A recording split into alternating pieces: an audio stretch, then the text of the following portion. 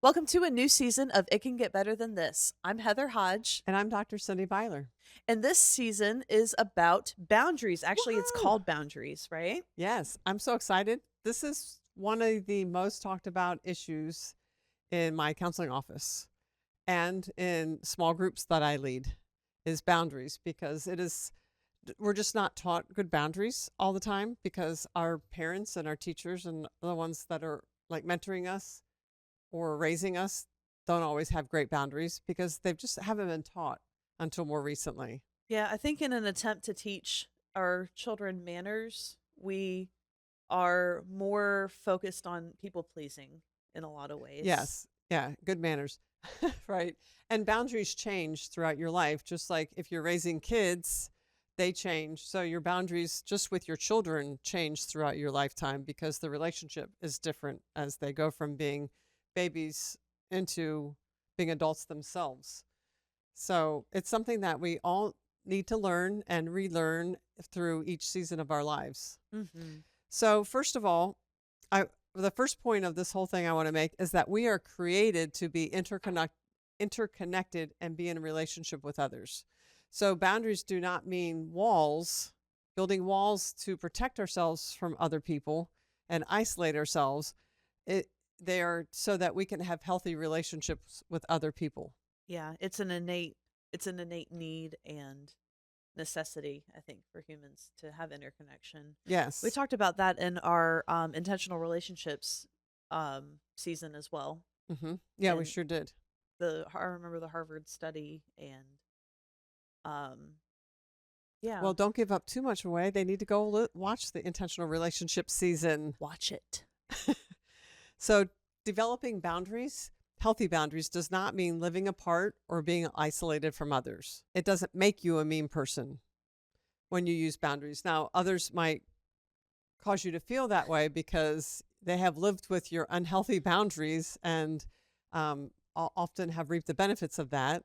Yeah, Not because they're mean or they're being selfish or manipulative necessarily, just because that's how life has gone, and all of a sudden you're shifting life and the rules.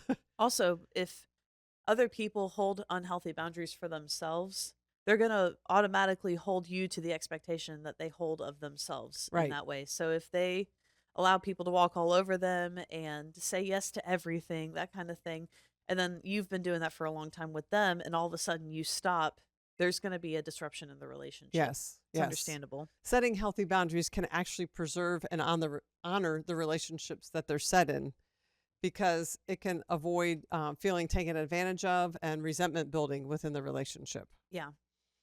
So, what are boundaries? Well, boundaries in the oh my gosh, John Cloud and Henry Townsend. Did I get them right this time? Or is it Henry Henry Cloud? Cloud and John Townsend. Sorry, Cloud and Townsend. In their boundaries books, they describe them as not walls, but gates or fences. Right, right. So, um, especially if you've been through something traumatic, the tendency for a lot of people is to wall off. Hmm. Boundaries are more like fences. You can see through them. It's, oh, no, no, no, don't go there. I can still see you. Right, right. They also describe them, and I love this, as property lines. Yes. Yeah. So that, This is where you end and I begin. right, This is where I end and you begin. right. So that you know what you're responsible for Right. and what you have control over, and then where that ends and what they have control over and responsibility for. It also helps us know better when to say yes and when to say no, or when we can say yes and when we can say no. Now, just because we say yes to things does not mean that we have unhealthy boundaries, but always saying yes to our disadvantage is not good for our relationships or for our own self care. So some examples of boundaries are our bodies. That's a very good physical Yes, representation.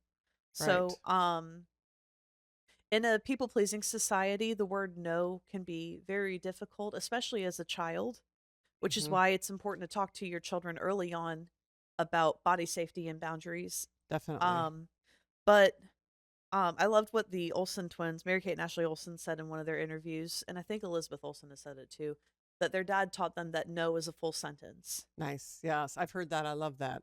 And it doesn't just go, um, That can mean a lot of things. You can tell people, "No, I don't want to be hugged. No, I don't want you to lean on me or to hold my hand or anything like that too." It Mhm. doesn't, even if it seems like, "Ah, why don't I just let them?" You don't have to. If you're uncomfortable or if you're not feeling it, you don't have to accept any kind of physical affection Right. at all. Even if you regularly hug somebody, like, Yeah. and we'll talk about children and boundaries.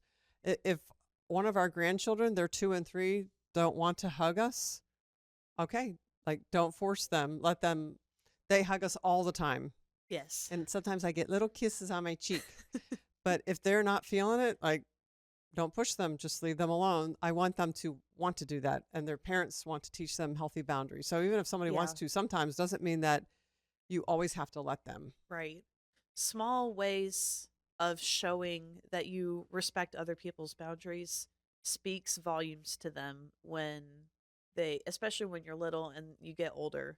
Hmm. Like, um, I remember, rest in peace, but my grandmother, every single time we saw her, "Where's my kiss?" And it had to be on the lips. And it Oh was yeah, yeah, why are your feelings hurt if we don't want to kiss you? That's crazy. right. And it was just her culture and how she grew up too, and you expect this, and it's a sign of respect. And You do what your elders say, yeah, my grandmother on my other side never expected that out of us. right? And it spoke a lot to me. It made me feel a whole lot more comfortable around her too, because if I didn't want to do something, in terms of like, if I didn't want to hug her or I didn't want to give her a kiss or whatever, You didn't have I to, didn't have right? to.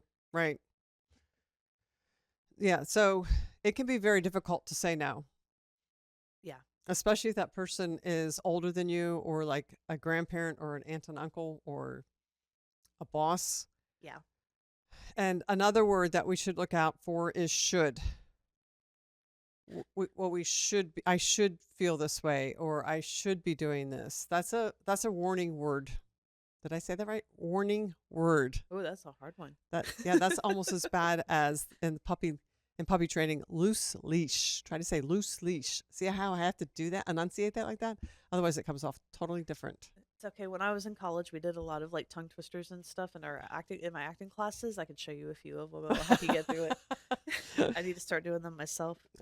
So the word should is as a warning. It doesn't mean that you don't do what you've been asked to do, but that's when you evaluate.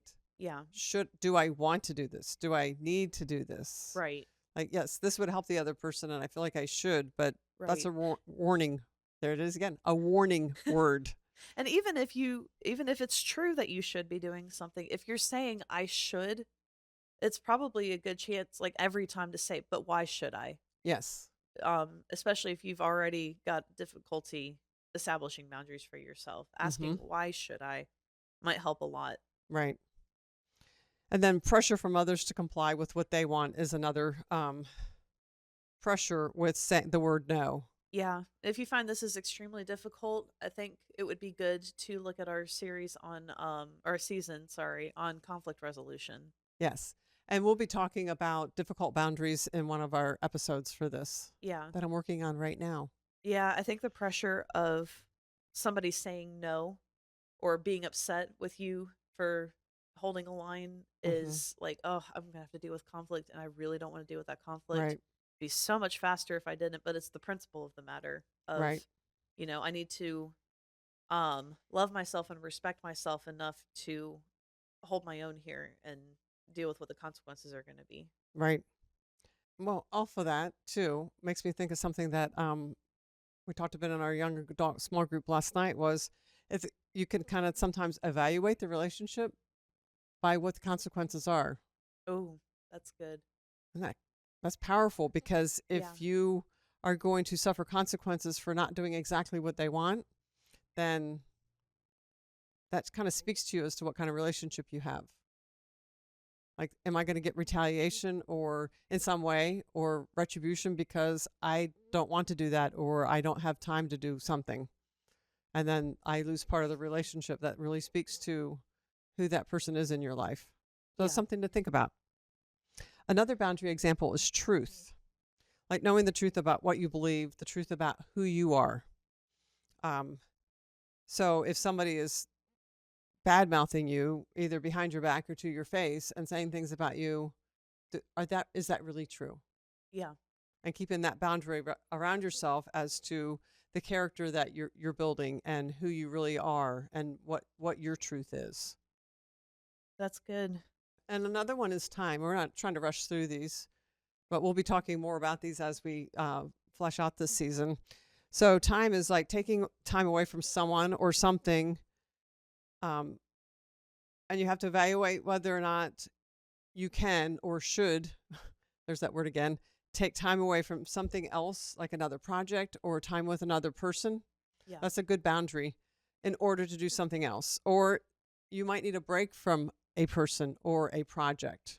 right. And that time away needs to be honored as well. Now, if there's a deadline and you're like letting your part fall in it because of the deadline, that's the whole thing. And if it's work, that's another thing. But if it's someone who constantly needs something from you and you have a deadline at work, I know it's easy to feel guilty because you're like, well, they do stuff for me too. But if you have deadlines that you've got to get done, it's good to hold those boundaries and Hmm. say, I really don't have time this week. I could probably do it next week, but I really don't have time Right. this time. Or even if it's, I just need to check my calendar and Right. make sure that I've got this Yeah. And before I tell you yes. not have to make a snap decision. Right. Another example of a boundary is emotional space, especially in an abusive relationship or someone that is constantly crossing healthy boundaries or needing help. Yeah.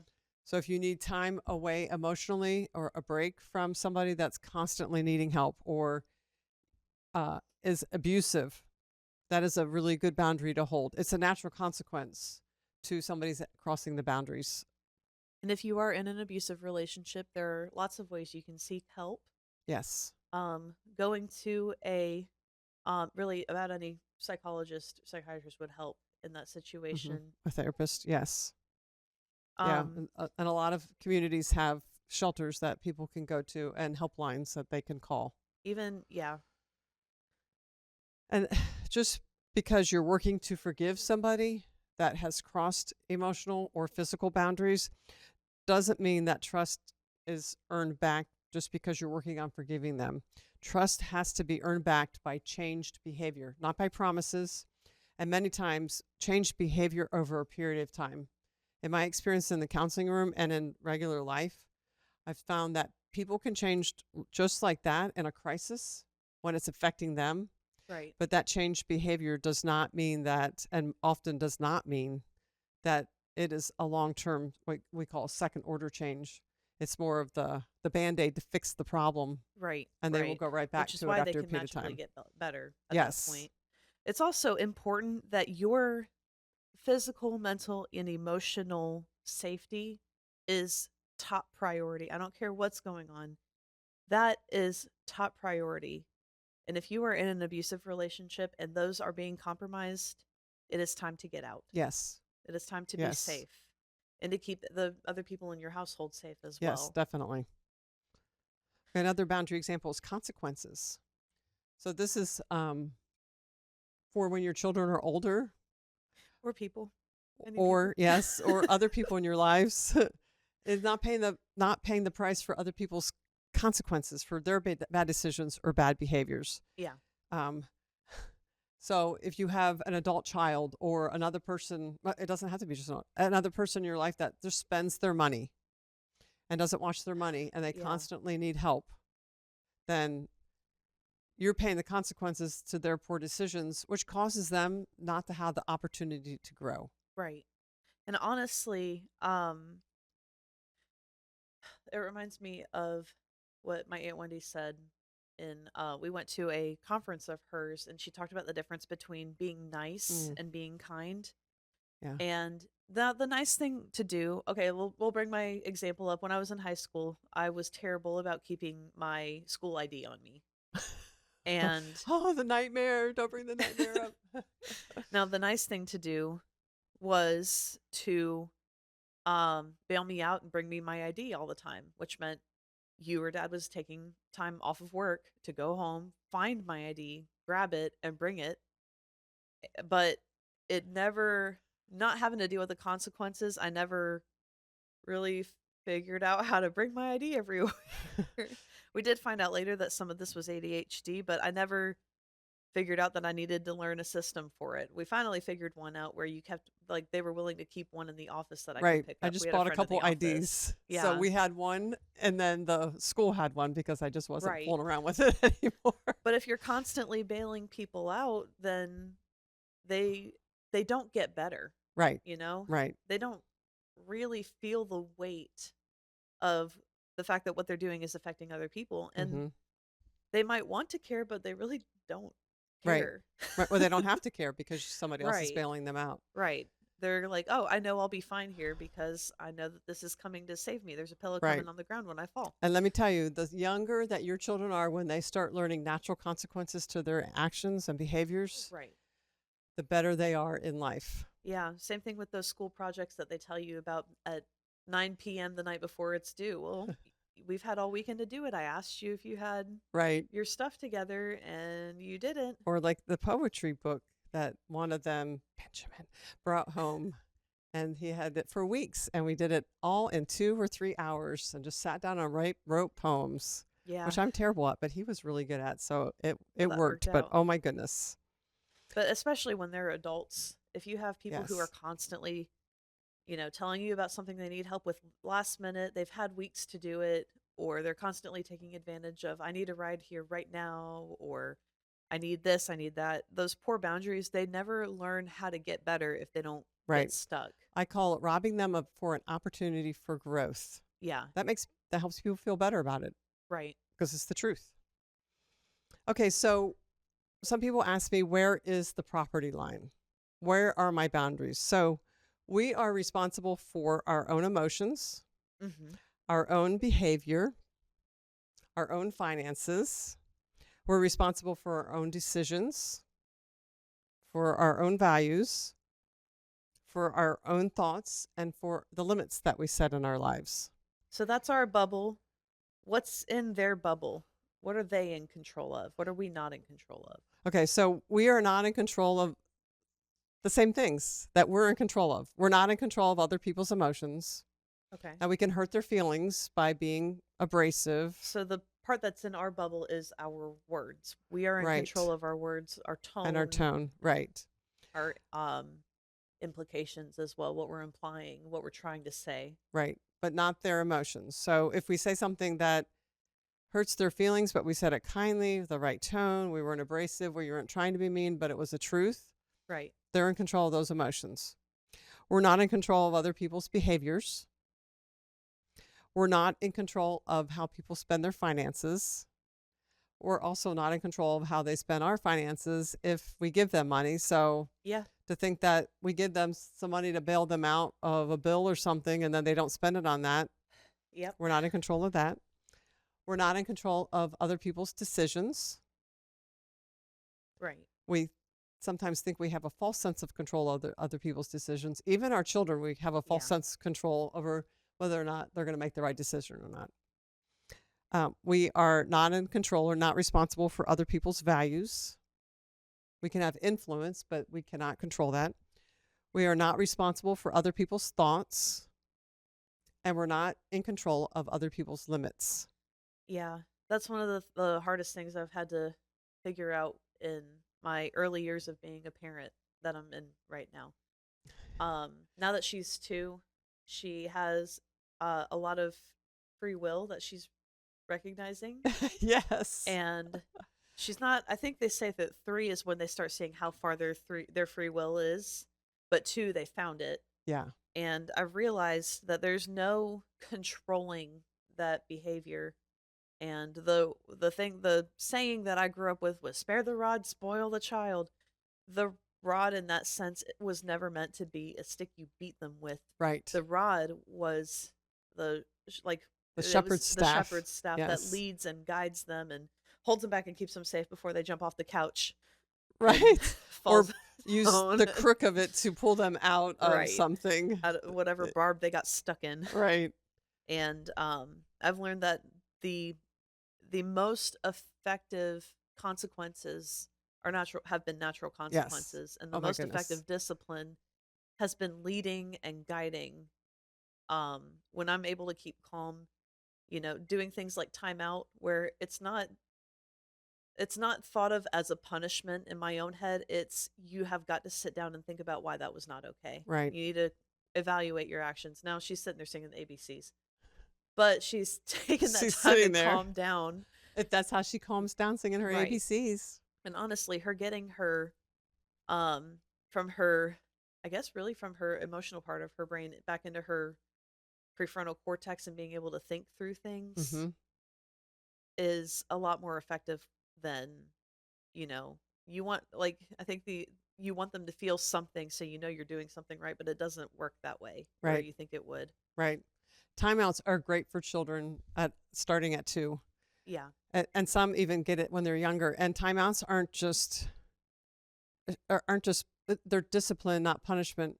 And Right. I could teach, especially one of my kids, a timeout was to calm down, take some deep breaths, get yourself back together, like you're saying with Ailey, Right. so that you can come back and join the rest of us once you get yourself back together. And when he was a teenager and his emotions were this big and out of control or almost out of control, he would put himself in timeout, Yeah. even if it was Christmas morning, right before we're going to open Christmas presents, Right. so that he could calm down and then come back to us and enjoy it and have his brain working properly. Now, the part they don't tell you is that just like any other boundaries that we're talking about, implementing timeout is extremely difficult for the first maybe month. Of my personal experience, the first month of introducing and being consistent with timeout Yeah, lots of was patience. very difficult. Right. And it was a lot of meltdowns, a lot of getting up and restarting the timer. The way we do it is she's 2, so she sits in the same chair in the same spot for 2 minutes. I did give her a rocking chair because I thought that I don't know that that's bilateral stimulation because that's front and back, It does but help though. the same kind of thing. Right. I thought that would help her calm down faster. Now she plays in it, but she's sitting there and she's sitting by herself and she's still forcing herself to breathe and kind of get distracted a little bit.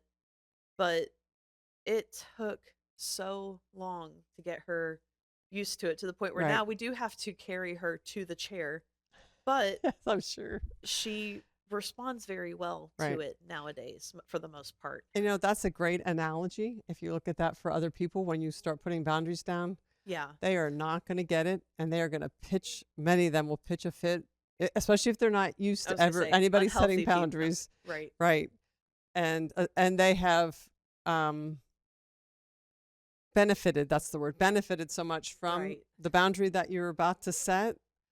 So it takes time and you need to give people some grace. Doesn't mean you back down, but you need to give them grace while you teach them Yeah. the boundary.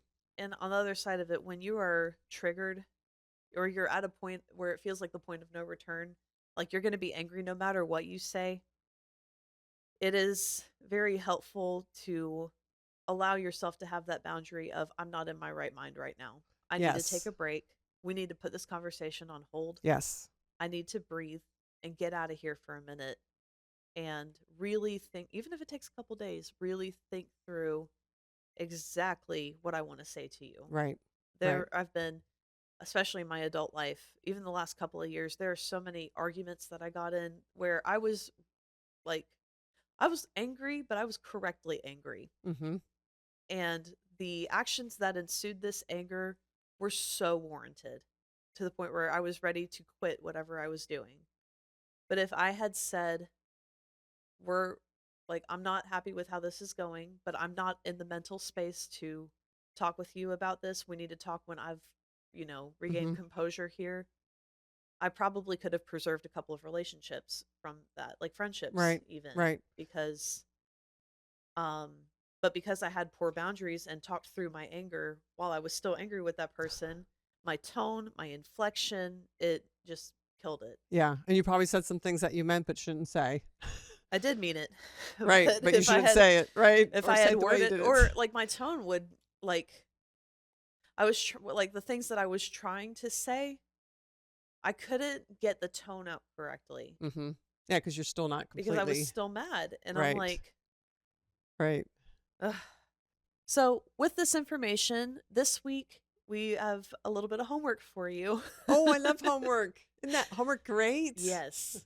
And honestly, this is one of the few things that I recommend writing with a pen and paper or Mhm. a pen and notebook if you're like me and you have a million notebooks around your house that you Right. haven't used yet. Um, but I recommend writing out your boundaries, That's a great idea. like Yes. taking the core things that you notice you're struggling with a lot, maybe the core people, and writing down boundaries that would help you regain your sense of self Yeah. again or bring a little bit of peace back to your Right. life. And you might need to make it by person. Yeah. It Yeah. might be some overall boundaries, but there might be some like for each person that Right. you would want to write out. Yeah, that's good. Right. And then you don't necessarily set all the boundaries all at once. That might be overwhelming for yourself and for the relationships. Yeah. So you might want to start with that and then make a priority list of this is the one I want to this is the relationship or this is the boundary I want to set in all my relationships and start with one at a time Yeah. so that you can not get overwhelmed or overwhelm the Right. people that are Right. in your lives. And I do think writing it out, something about write well, it's the pressure putting into your pen and the physical activity of it kind of helps release any like underlying feelings, anger, anything Hmm. like that. It also gets in your brain better by simply writing it out Yeah. versus typing it out. But I think it would be good, even if it's one boundary at a time, to put it where you will see it all the Hmm. time. So it's reiterated to you. Right. And that way you can practice it as situations come up, even starting slow. Um, like if your boundary is, um, I am not answering the phone more than 5 times today or more than 10 times today, Hmm. starting to go, I really don't need to pick up right now. Yes. That kind of Good. thing. Good. So, Okay, great. Well, this has been fun. yes. Really looking forward to the rest of the season. So remember, until next week, it can get better than this. Bye bye. Bye.